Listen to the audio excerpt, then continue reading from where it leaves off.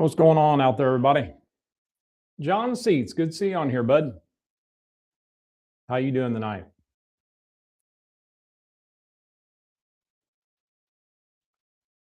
Mike, good to see you on here. Doug, Scott. Got the old trustees coming on every time.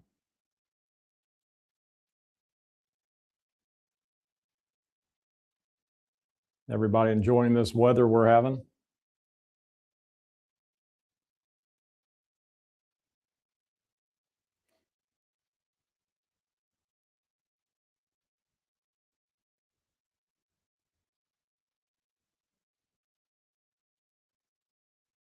John, you got flu.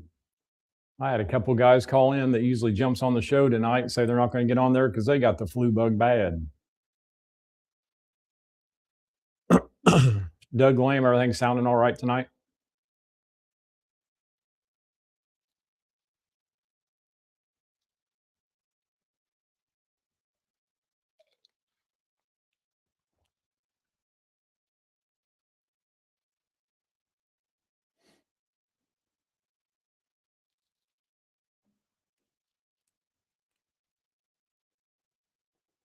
Let some more people jump on here and we'll get going, guys.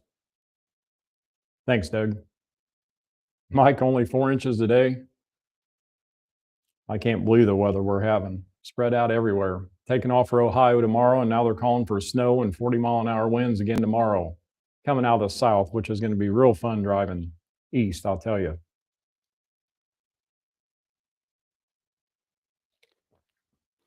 Let's give her a few more minutes, guys, and we'll fire her up. Got guys texting me now with some food plot questions. Or I don't know why we always got to wait till 7 o'clock every other Tuesday to do this to me.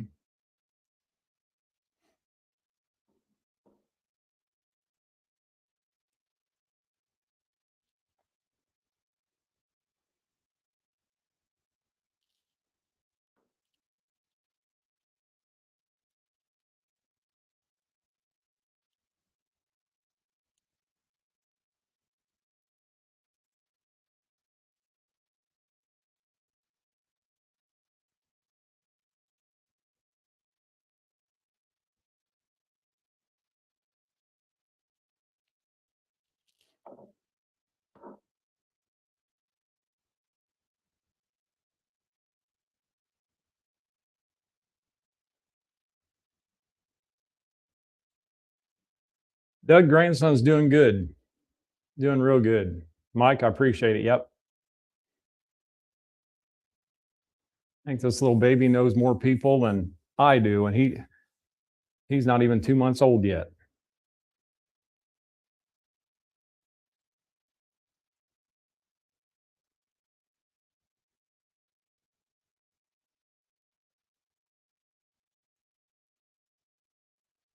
Well, we'll fire this thing up, guys.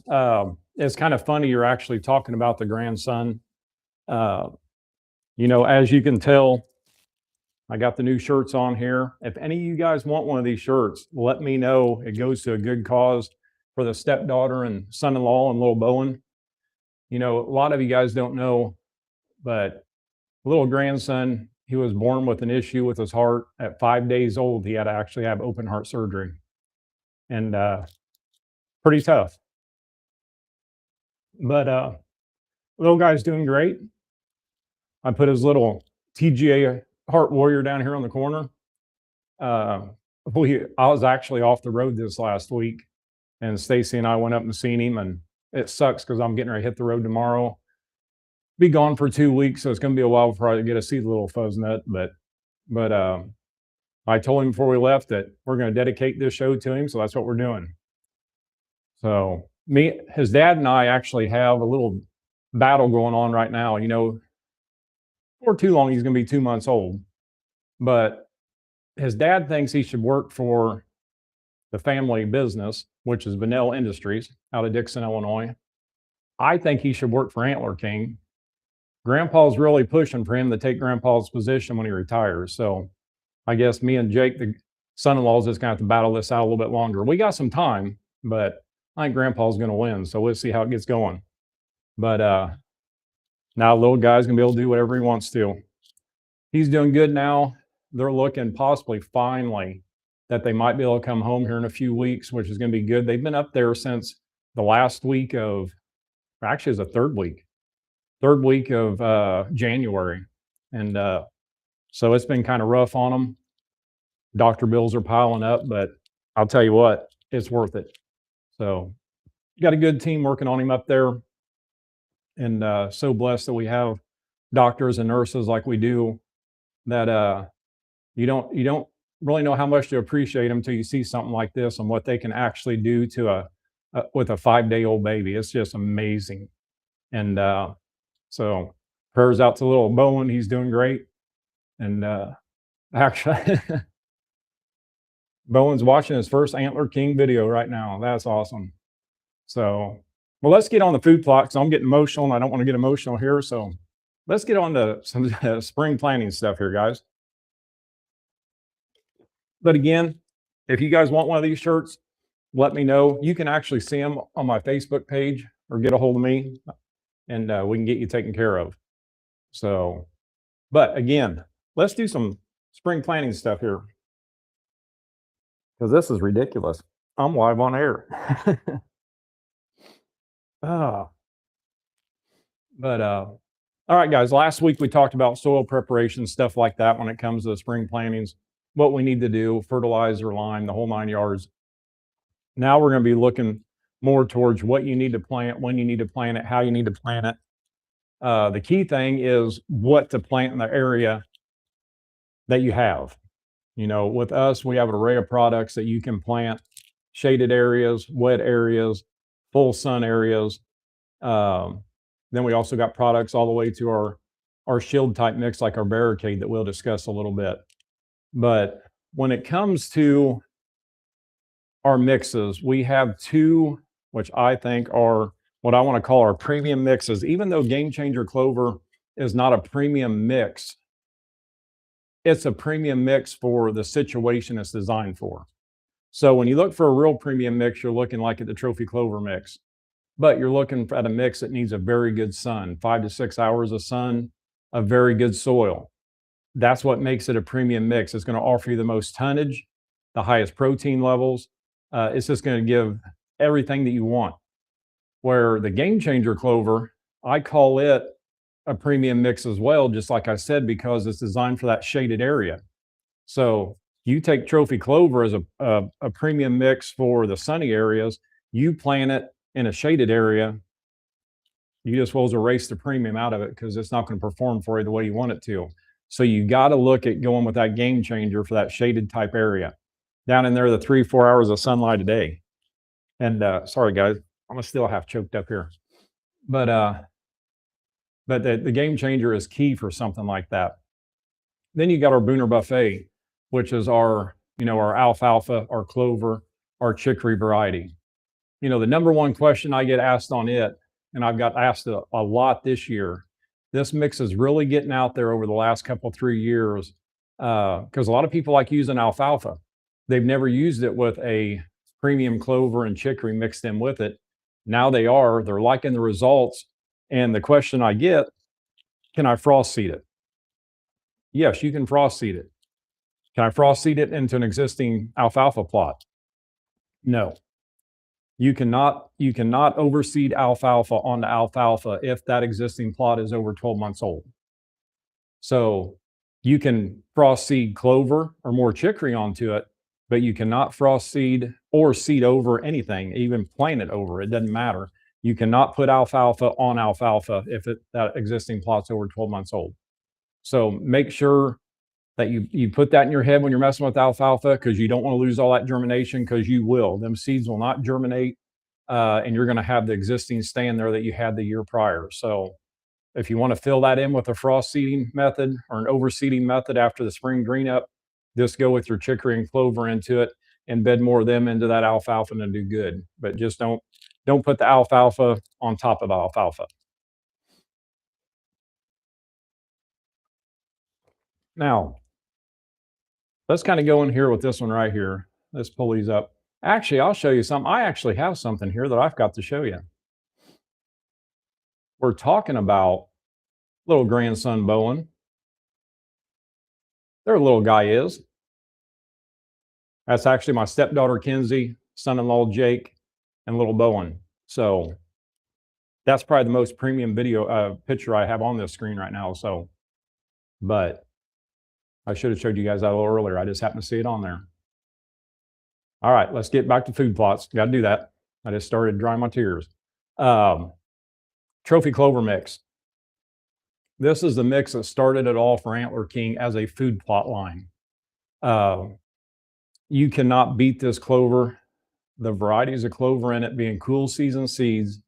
For you guys out there that have the sunny areas, good soil, the pH is right, this mix right here is going to give you more tonnage and higher protein than anything else out there. So, and you're looking at good 6 to 7 years of growth, of full growth. It'd be there for years and years, but as in full growth, big growth, you got a good up to 7 years of good growth there. And tell you the truth, guys, if it's planted in a big enough area where the deer just don't destroy it, you don't even have to worry about frost seeding into this or overseeding into this mix. Everybody thinks you have to do that every year. I've said it many times, a couple weeks ago on the show, you do not have to do that. You only need to do it when it needs to be done. Usually with me on my trophy clover plots, especially my smaller ones, I'm usually going every 3 years, maybe every 4 years before overseeding into them after spring green up. But these are great plots. You're looking at cool season seeds that's going to stay green even with a foot of snow over. It's not a warm season seed where it's going to lay over and die and brown over and die on you and fall over through the frost. It's going to stay green on you year round. So that's the key thing. I had a talk with a gentleman today that planted Whitetail Institute clover. And guys, I'll tell you what, you can't hardly beat Whitetail Institute clover as a warm season clover. You cannot beat it. But you get up in the northern areas where you got a lot more harsher climate, the cool season seeds are the way to go. Warm season down south, excuse me, cool season all over. So that's the good thing about a cool season seed. I can plant it with the same results in New York as I can in Texas. So that's the good thing about it. That's why we go with cool season seeds. The trophy clover also has the germination coating on it. This germination coating is going to allow that to speed up that germination process. And a good thing about it is being bright orange, you can see it when you sling it out with a seeder. You can actually see what you're working with. It's hard to see them little seeds, but being orange, it really helps out. But if you're looking for the most tonnage and the highest protein, and you got that sunny area, you have that good soil, the good pH in the soil, you put the right nutrients to it, this mix here is going to give you that, even up to 30% protein. So one of the best you can have there. Now, going to its little brother here, the game changer clover, what I was just talking about. You know, even the no sweat here, the no sweat has one perennial clover in it, the rest are annuals. And no sweat, you can plant early. You can plant it springtime or fall. It doesn't matter. You can do both. So grows very fast, down to 3 hours of sunlight a day. The game changer loves the moisture, the moist area, where the no sweat, it doesn't like the real moist and holding water. It won't, the annuals in it will not stay strong in it. The clover will, but the annuals won't. The game changer is going to thrive in a situation like that. If it does get standing water over top of it, it will, the plants will die. They go dormant, they die. The water gets down, dries back up, it comes right back to life. So works very well. You're getting about 5 good years of growth out of this one too. 5 good years of growth out of the clover, out of no sweat. The annuals are a one and done. Before I start going crazy here with some more stuff, let's get back here and make sure we don't have any questions here I need to answer for you guys. I don't want to miss you all here. Getting questions about, can you mix game changer and no sweat? Absolutely. Now, with doing that, you want to ration that out. You know, don't put too much. You know, both of them plant a quarter acre. So don't put a bag of each on a quarter. Them 2 bags are going to cover a half acre. So if you're doing a smaller area, make sure you ration them out so you don't overseed.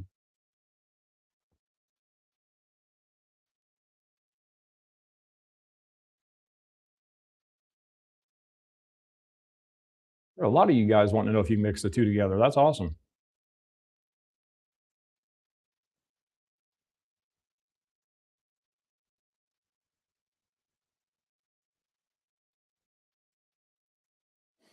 Let's look in here, guys. Let me see. All right, let's get back after it. Got them answered. Now, the next thing we're wanting to look at here, guys, is we've already talked about our Booner Buffet. I've already spoke about it. Again, I can't stress it enough. You cannot plant alfalfa on top of alfalfa. But if you're looking for a mix to go out there and plant and offer the deer variety from the two varieties of alfalfa, the clover and the chicory, this is a great mix. One bag plants a quarter acre, does very well. The only thing I got to tell you is when it comes to alfalfa, especially the two premium varieties of alfalfa we have in here, you want to make sure you got that soil right. Alfalfa is almost as finicky as a sugar beet. They are very, very hard to grow. But if you can get it to grow, you can't hardly ask for anything better for a high protein food source. But they are very finicky. So get that soil right, get it as weed free as you can, get the nutrients on it, and you got it made.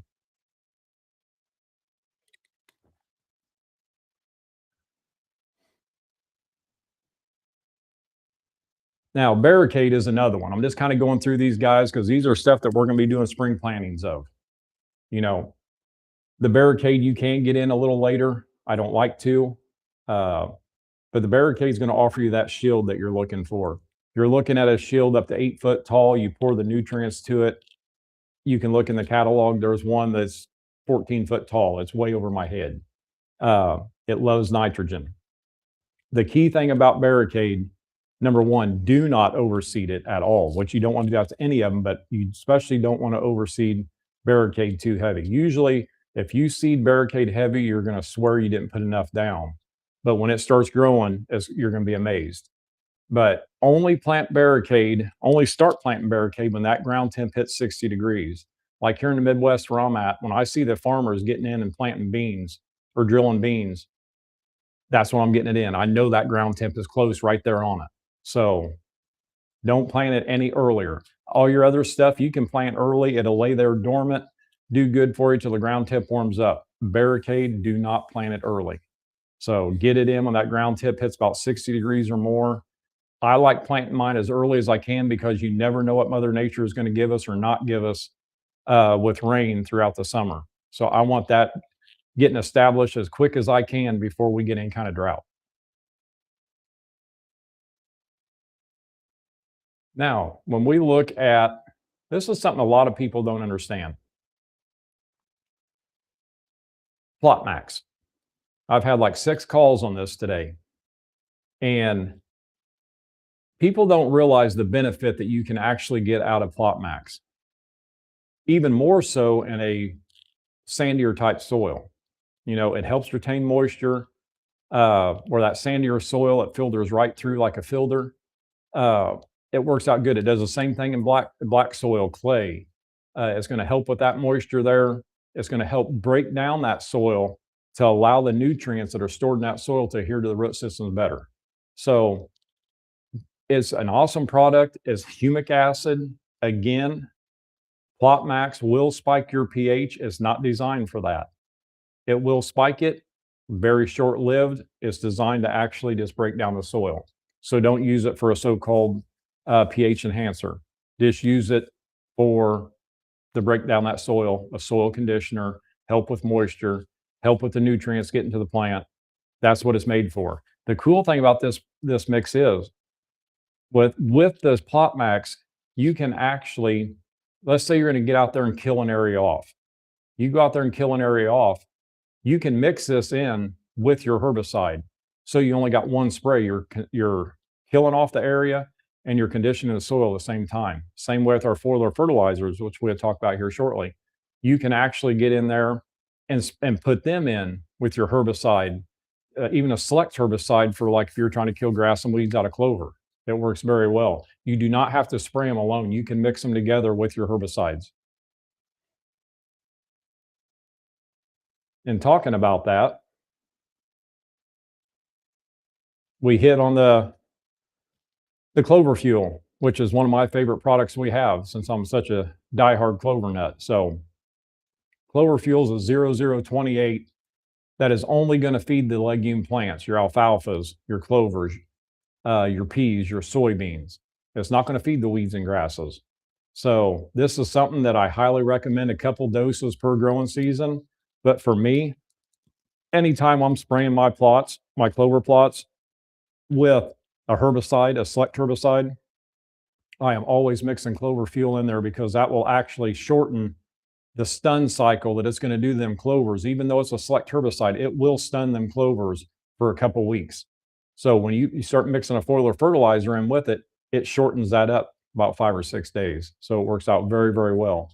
And it just lets them plants really get a boost to go, as in weeds and grasses that you don't want in there are starting to die. So the key thing with clover fuel is you want to wait till them plants get 2 to 3 inches tall before you apply it. You don't want to apply it straight to the soil.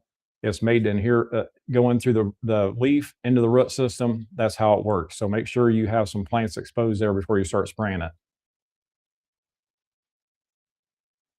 Well, let me jump back here and just make sure I'm not missing something here, guys. You guys got questions, ask away.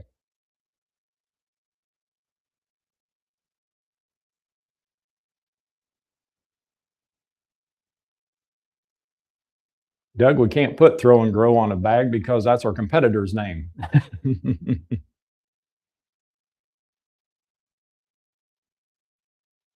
Ricky, good to see you on here, bud.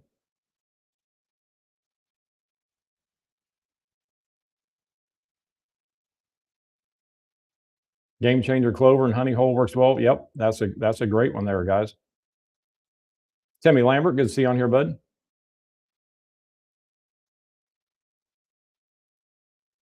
Jason made the mistake of planting barricade early last year and had to do it again. Yep, soil was too cold. I get a lot of people doing that. They're thinking, there's a lot of things out there. You ground temp warms up and they germinate and they go. And I'll tell you what, guys, it is not that way when it actually comes to barricade, especially the sorghum and the Sandangan grass. You want that ground temp at 60 degrees or more. So definite 60. Jeff Johnson, good to see you on here, bud.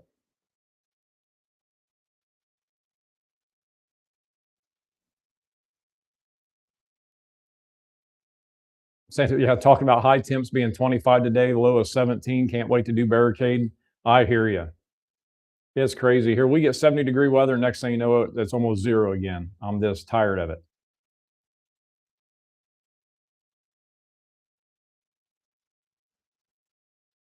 Rob on here is asking, should a plot like honey hole that has been planted with brassicas, radishes, turnips be rotated with some cereal grain mixture to store some of the lost soil nutrients? Absolutely.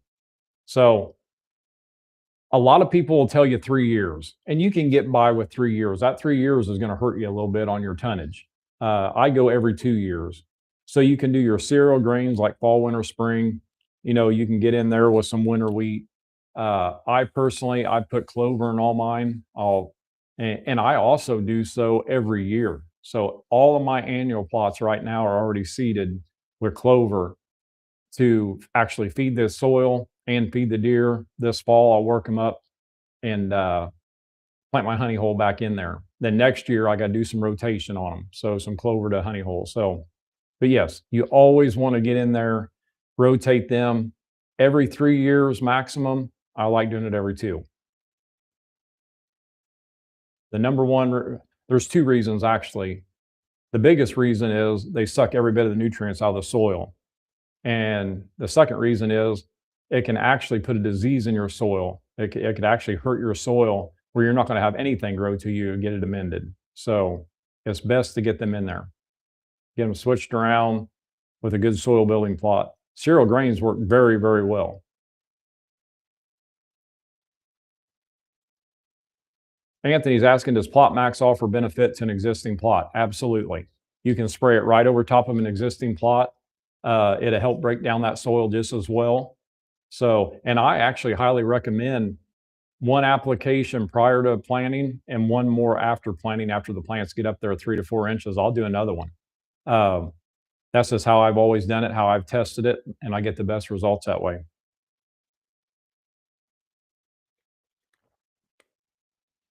Got a gentleman asking, can you talk a little bit about no-till plots in the woods for a first timer? Absolutely.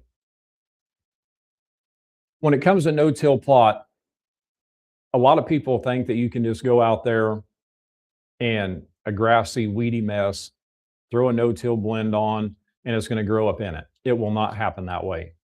You always want good seed to soil contact. So any place that you got a backwoods plot, number one, if it can't get 3 hours of sun, then you're not going to have a very good plot anyway. So you kind of need to open that canopy up a little bit if it's not already opened up a little bit. At least give it a good 3 hours of sun a day on parts of it. So any no-till mix out there will grow very well for you in a shaded area, about 3 hours of sun. But the more sun it gets on it, the more tonnage you will receive. But getting back to actually how to do it, if you can get in there with, some Roundup or some Liberty, some sort of herbicide and kill the area off, and then after it dies, get all that debris off there, the tall grasses, whatever. It's best to get in there and mow it if you can, if it's very tall stuff. Now, if it's like this time of year, everything's dead, getting ready to come back to life, you got a bunch of soil there exposed, you can get in there with a steel rake and just rake that little area around and just rough it up a little bit, get the grass, the pine needles, the leaves, whatever is that's on there, get it out of there so that seed can touch the soil. And that's where you're going to have the best luck. You'll get the best germination that way. And the key thing is fertilizer. Most of your no-till mixes out there are going to be an annual type plot. Now, like with ours, we have one annual with one perennial clover. The Game Changer is a perennial. The annual ones love nitrogen. So pour the nitrogen to them if you got plenty of moisture. The Game Changer clover, it doesn't need any nitrogen. You do not want to put nitrogen on it. So you always want to try to find a fertilizer. And the easiest way to explain it is you got 3 numbers on that fertilizer bag. That first number you want as low as you can get it to 0. The second one, I don't care about. The third one as high as you can get it. So 0060 is the best. Or you can find a lot locally, you can usually find like a 02020. Them are great for the Game Changer clover. But like for the no sweat that we have, a 1010 all the way to a 1919 works very well. So again, the key thing to a no-till plot, at least getting 3 hours of sun and good seed to soil contact. So whatever to get that seed on the soil, that's what you need to do.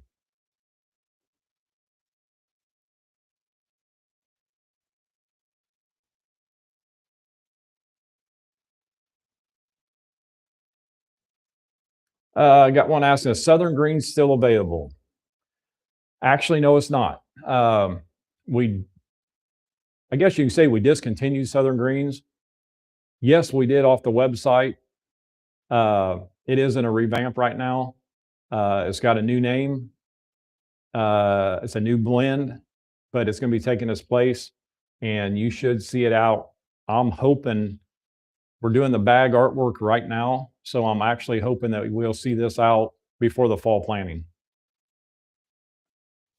We were going to wait till January of 27 to bring it out, but we'd really like to get it out this fall. So we get this bag artwork done and stuff like that. We've already tested it last year, worked out perfect. 2 different varieties of it. We picked the one we like the best, and it's going to do very well. But to answer your question, as of right now, no, there is no Southern Greens out there.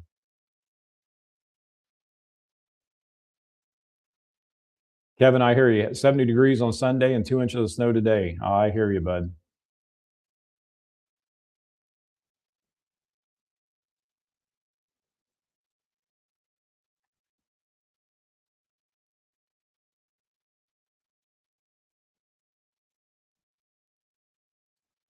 Jeff said he had 2 customers get mad at him so far when he said when they said they wanted to plant annuals early, mid-June, and I flat told them it was a month and a half or 2 months too early. Absolutely.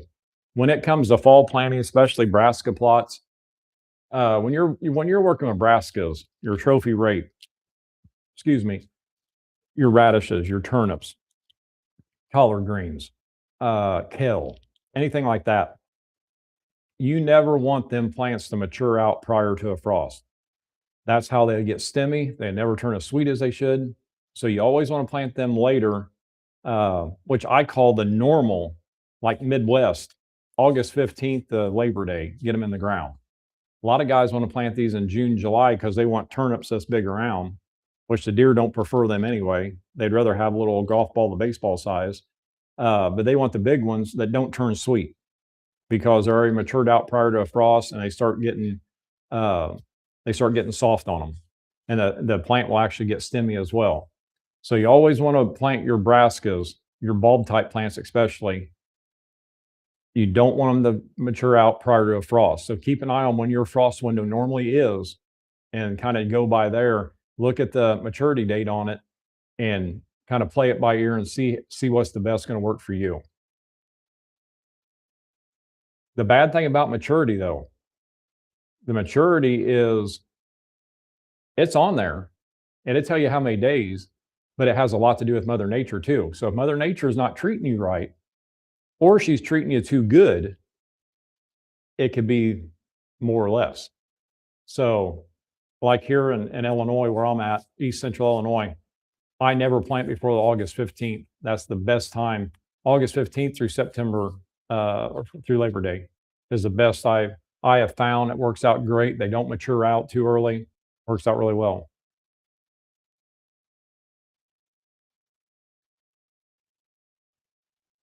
Randy, I've had a lot of trouble with Japanese steelgrass in my clover plot. Do you have any experience with eradicating while keeping the clover and chicory healthy? I hate to say it because it's so expensive, but IMOX is very good for that. I wouldn't go with clethodim on that. I'd go with IMOX. The select herbicide is going to cost you more. Uh, it'll also kill out the grasses and the weeds and will not kill the chicory. Where a lot of your weed herbicide that you can use on clover will kill the chicory. So IMOX will work very well.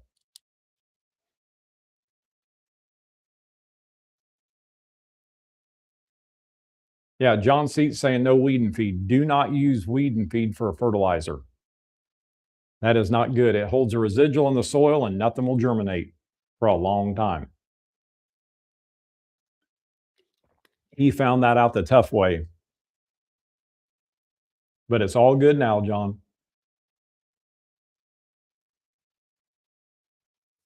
Do you recommend having minerals out year round and how close to your food plots? Yes, absolutely. I want my minerals out year round and I do not want them close to a food source. Uh, Mineral licks, to me, the best results we have ever seen anywhere testing it, private properties, any game ranches, anything we've tested on. Number one mineral lick per 40 acres. What we highly recommend when we do our testing, that's what we found the best with. Number two, I want that mineral lick to be as far away from any kind of pressure. I don't want it to be anywhere close to people riding in onto a food plot on four-wheelers, going in spraying, going in mowing, planting, checking cameras. I want it to be their own sanctuary. And what I've tried to tell people, usually the best place to have a mineral lick is someplace the deer are not at. The funny thing about it is within a few weeks, the deer will make it their home. You can go in and put a mineral lick in an area, the thickest area you can find to make them deer feel safe. There might be one trail running through it. Within a month, they're split off everywhere. All the deer are pouring into it. They make their own trails into it. So I like an area away from everything else. I don't want them stressed. The only time anything should be going on at that mineral lick is when you're going in and freshen it up. Like with our products, our trophy clover mix, our trophy deer mineral, that there on a 40-acre plot, one mineral lick per 40 acres, you're looking at 2 bags a year. That's all you need. Guys, I'm not a salesman. I ain't going to try to sell you a bunch of stuff you don't need. So I actually where was I at? Iowa. I had a gentleman in my seminar at Iowa ask me that, and I had a sales rep that works for us sitting in the thing, and I said, my sales rep's going to be Mags. I'm going to tell you the truth right now. You do not need that. You don't need it once a month. You don't need it once a week. 2 20-pound bags, one in February, one about end of June, July. That's all you need. When we tested this product with blood work and everything else, that's what we found that worked the best. No more benefit by adding more. So just trying to help you save some money there. But yes, getting it out away from each other, out away from everything else. Keep it in a safe area for them. Let them feel safe. Don't get in there messing around with it. Go in there twice a year. Put your mineral in. Leave them alone. And most states that do allow mineral, a lot of them that allow mineral, if you don't have to cover it up and you can keep it out, you can't be within shooting range of it. So it's best to keep it off somewhere where you're going to be hunting at. Some other places, like me here in Illinois, I cannot have a bit of it here in Illinois, but I got a lease right across Indiana line 3 miles away that I can have all the mineral I want during the off hunting season. So it's just crazy on how states are different and how laws are different. So make sure you check your laws too on how close you can actually hunt to it if you can leave it out year round.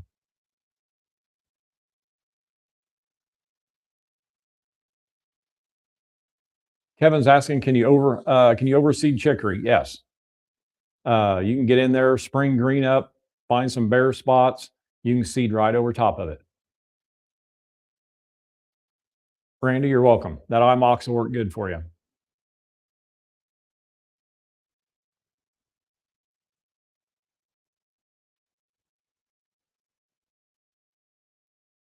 Asking, I hunt in open pine woods. Should I plant y'all's brush, actually, or shield, I'd say, seed for some cover or a funnel? If you're getting plenty sunlight through that open pines, barricade, you're going to look at something that is going to need a good 5 to 6 hours of sunlight to give you optimal growth. Another thing to look at when it comes to planting, especially in the pines like that, or even in a hardwoods, if you are getting the sun and you start getting good growth and you lose all your moisture for the year for a drought, the trees are going to suck all that moisture away from them plants. So just kind of keep that in mind too. That's why, like me on my power lines on my Illinois farm, to block the traffic on the road and people stopping and watching deer. It's funny, you can get back on that road and look at that barricade, and it's 14 foot tall here, and it goes out and it starts tapering down towards the woods. It's because it's pulling all the moisture and the sun. So it doesn't get as much sun there, and the trees are sucking the moisture out of there. So that's why you see that stair step down. So if you're in an area that has a lot of big mature trees, you just let you know that they can harm that as well. If you're not getting plenty moisture, they can suck that moisture out. And that goes for food plots and everything.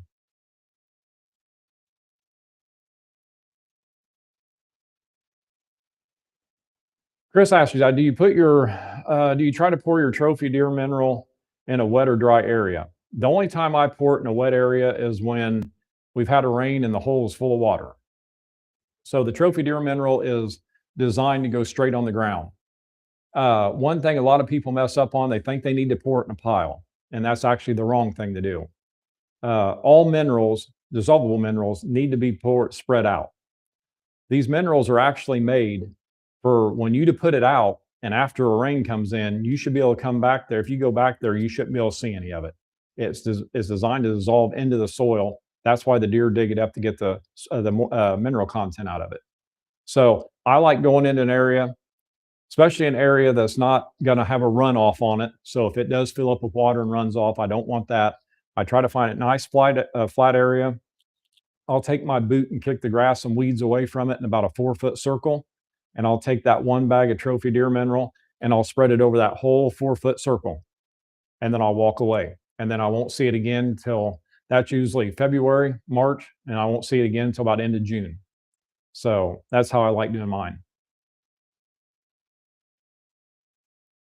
Robert, you just started, You just joined. Can would I start from the beginning? But I wish I could.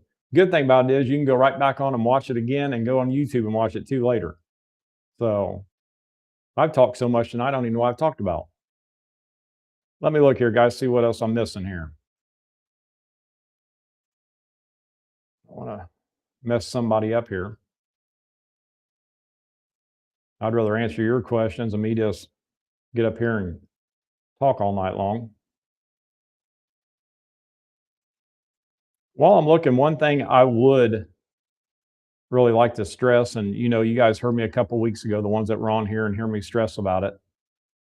Ground prep is key, guys. We've talked about all the products on here and which ones you should use for what area. I mean, that's key, but the proper way to plan it is going to be night and day difference if you do it right or wrong. So you look at these little seeds here that are pencil lead seeds, especially in clover. I mean, they're smaller than a pencil lead. Worst thing you can ever do is cover them. You never want to try to cover them. You're going to lose germination quicker than anything.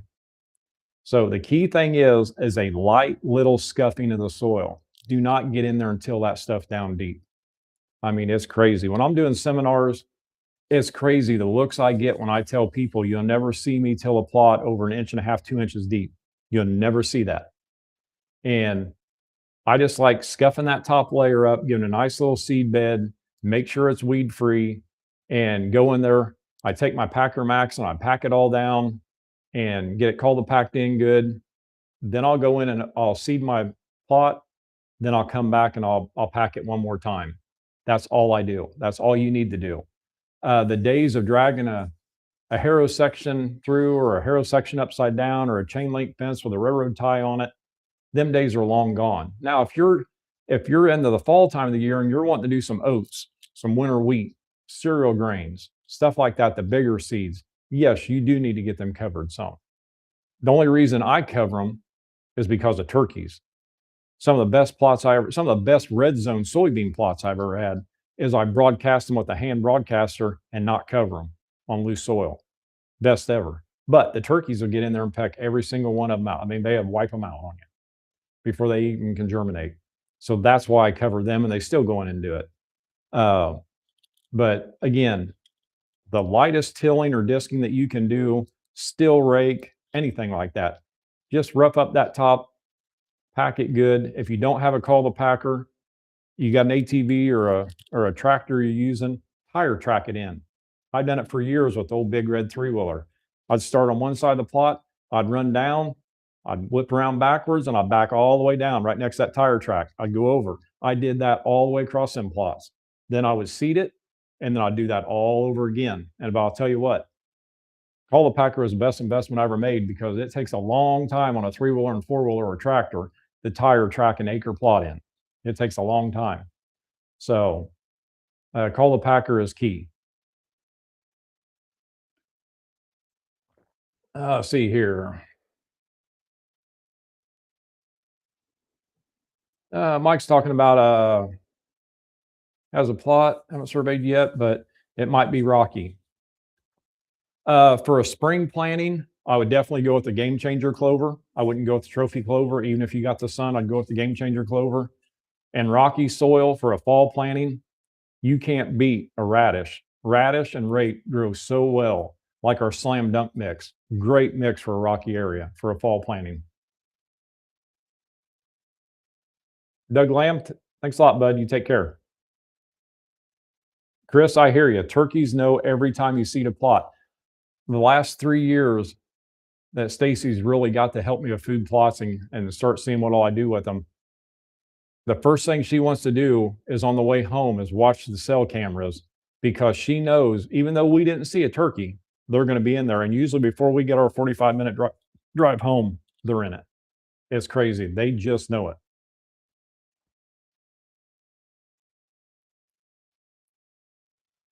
Jeff Johnson, you're exactly right. I got 4 of them, bud. Some of the best thing you can spend your money on when it comes for ground temp, go buy a thermometer for a Weber grill. $15, $16 at Menards. last you a lifetime. Stick it in there down about 3 inches, see what that soil temp is. Great investment, Jeff.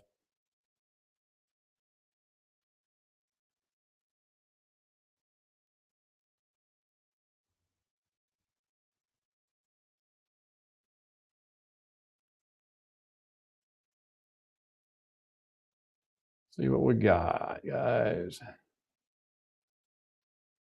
What do you recommend for an open wooded area for spring planting and then fall planting? Open wooded area is going to depend on your soil.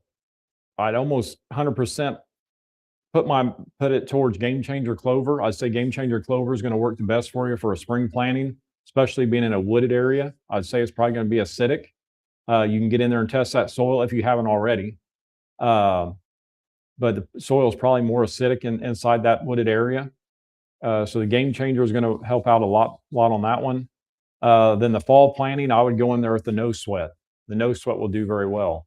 Now, in that wooded plot, if you're getting plenty of sunlight, you're getting 5-6 hours of sunlight, and you check that soil and you get that pH level up, close to that neutral 7.0. If you got that amount of sun, you can plant the honey hole, get grade 8, all the premium mixes, you can plant it in there, as long as you get that soil pH build up closer to that neutral.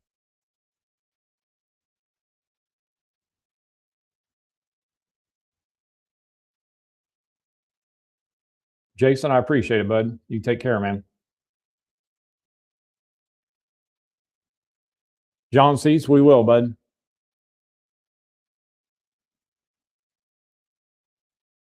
I appreciate it very much. Oop, and make sure I'm not missing somebody here. Guys, we got about 10 minutes here. So if we have any questions, you better get asking them, because they will kick me off here. Scott, you're going to start seeding oats this weekend into your plot for turkey season. I know what that's all about. That's the best thing in the world to ever do. You always seed oats in your food plot right before turkey season. And don't care if one of them grows.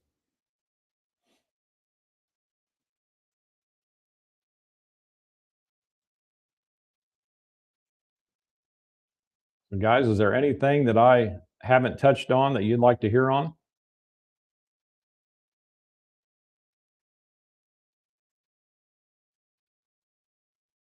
Just rolling through some of these, make sure I didn't miss something here.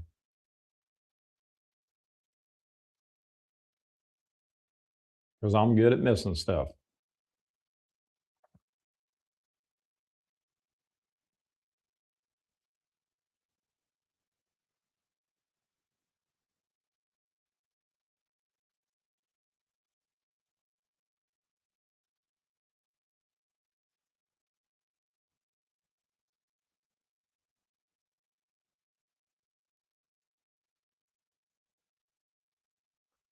And actually, for everybody wanting to talk about minerals and stuff like that,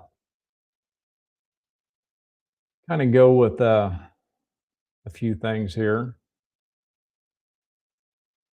I always love showing this picture just to show that's actually a trophy deer mineral right there. That's one of my mineral licks that the deer just destroyed over the years. That's 2 bags a year. They use it year round. It's crazy. Deer can survive off the minerals they get from their natural browse, but they just cannot get the magnitude of them that they need. And a lot of them that the natural browse doesn't offer, we can offer them through a good mineral lick. So, and for me too, as I'm talking about minerals, I highly recommend the granular minerals over a block form. Even though we do sell block form, I highly recommend it. This one here is actually, and I'm not worried about the buck that's on there, but that's a mineral lick there, a trophy deer mineral lick that was actually not even a year old yet. So you can see there, right down 8 down below the root system. So I forgot I had half these pictures on here. Yeah, I get asked all the time when I talk about my Packer Max Call the Packer. Best packer you can buy right there for any food plot you got. I don't make nothing off of it. I'm not endorsed by them. I'm not sponsored by them. I own 2 of them, and it's the best money I ever spent. So not too heavy, not too light. You can drain the water out of it, pick that thing up and set it in the bed of your truck if you want to. So it works unbelievable, especially on barricade. I love it on barricade. But let's jump on one thing here. I don't know if I've ever showed you guys this photo here. We're talking about soil prep. We're talking about pH of the soil. See if this one here will pop up. There you go. What you have here is no sweat. And the one with the smaller growth, 5.5 pH soil. One with the larger growth is 6.5 pH soil. Same amount of fertilizer, which is a jolt fertilizer or nitrogen-based foliar fertilizer. Planted the same day, setting right there. That's the difference in growth you get from a 5.5 to a 6.5 pH. It doesn't get any more eye-opening than that. So a lot of people would look at that smaller growth and say, man, my food plot looks great, until you can see what it actually could be by just adding some lime to your plot. That pH of your soil is what's getting that close to neutral, is what is going to allow that plant to absorb 100% of the fertilizer that you put on and the fertilizer stored into the soil. All right, I'm back with you now. I'm tired of looking at pictures. Just seeing if there's anything else on there. All right, what else we got to see here?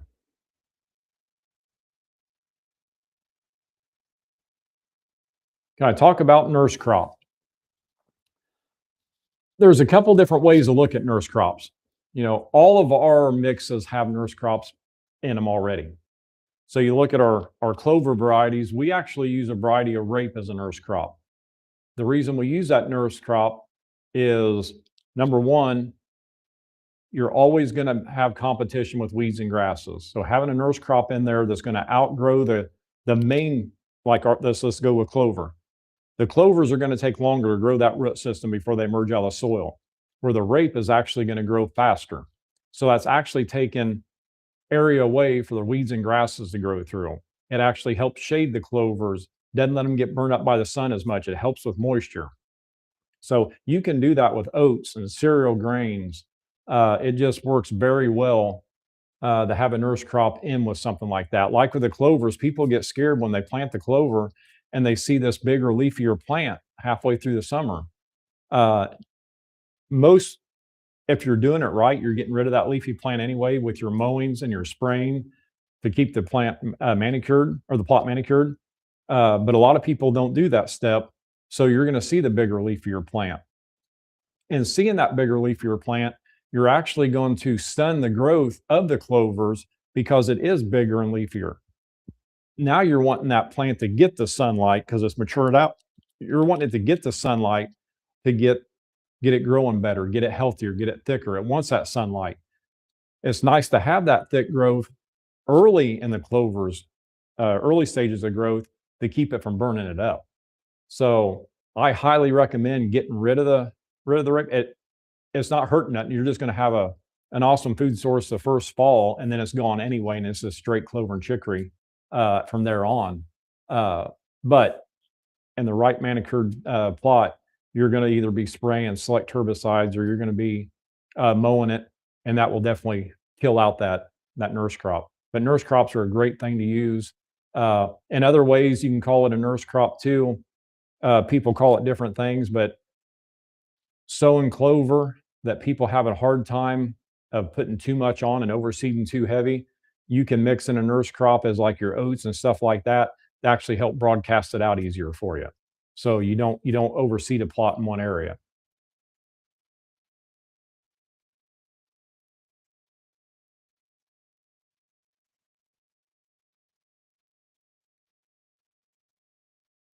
Kevin, I appreciate it, but I'm telling you what, bud, I can just talk with the best of them, man.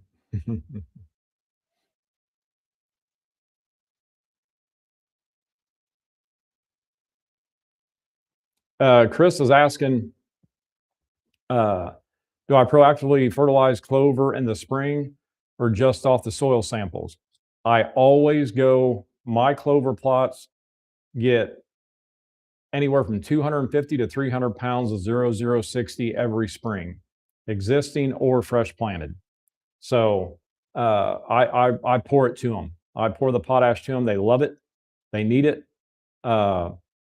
Truthfully, when I do a clover plot, plant one, I have one this year is 20. I can't even remember how many years old, 20 some odd years old now, that I have overseeded in the spring green up off throughout the years, that I've never checked the soil in that plot in 20 some years. I just continue to add. Now, when it comes to the annual plots, completely different story. They get tested every year. But my annual plot, my clover plots, they're such a good soil builder. I never have no issue with them.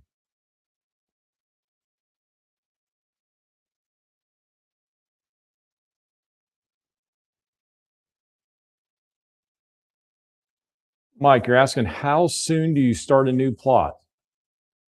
But I don't know which one you're talking about here. I mean, if you're talking about a spring planting or what you're talking about here, man. I mean, I'm starting my spring plantings and my clovers when that ground tip hits about 50, 55 degrees, if that's what you're asking, man. I don't like that seed to lay there dormant any longer than it has to. There's no reason to get it early unless you just don't have the time or you live so far away. You can get it out there and get it planted and it'll lay there dormant. It's not going to rot or mold. It'll lay there dormant, but I usually wait till that ground temps 50 to 50, 50 to 55 degrees, and then the ground usually works up a lot better too. Yeah, the new kitchen sink, the sink blocks are doing very well.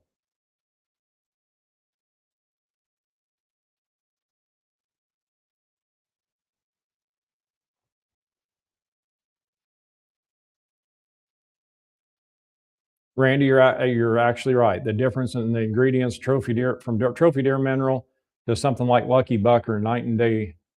Lucky Buck is close to 100% salt. Yeah, they're not even comparable. Um, and I know the guys from Lucky Buck personally, great guys. Uh, but as in a premium mineral, yes, it is night and day difference.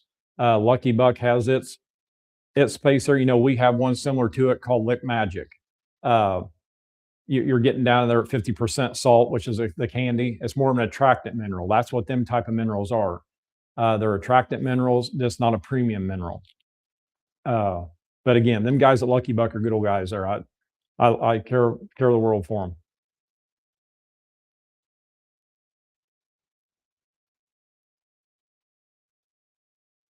Yep, that was the old Big Red pulling the Packer Mac. Sure was. That's all she does anymore.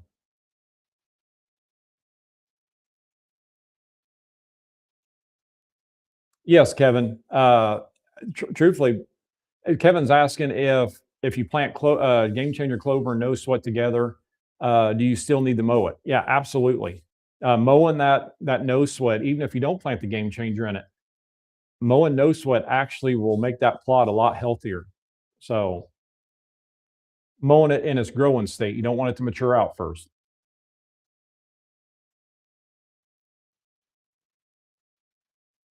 Jeff loves lights out. Yeah, lights out is awesome. You can't beat that forage oat and turnip variety.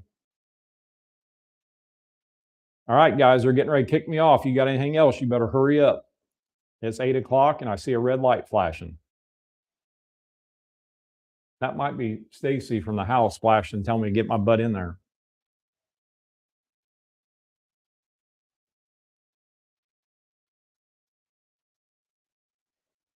All right, guys, I appreciate it. We'll be back on here in a couple of weeks and going through another topic. So I appreciate you guys being on here tonight, and we'll talk to you guys soon. Take care.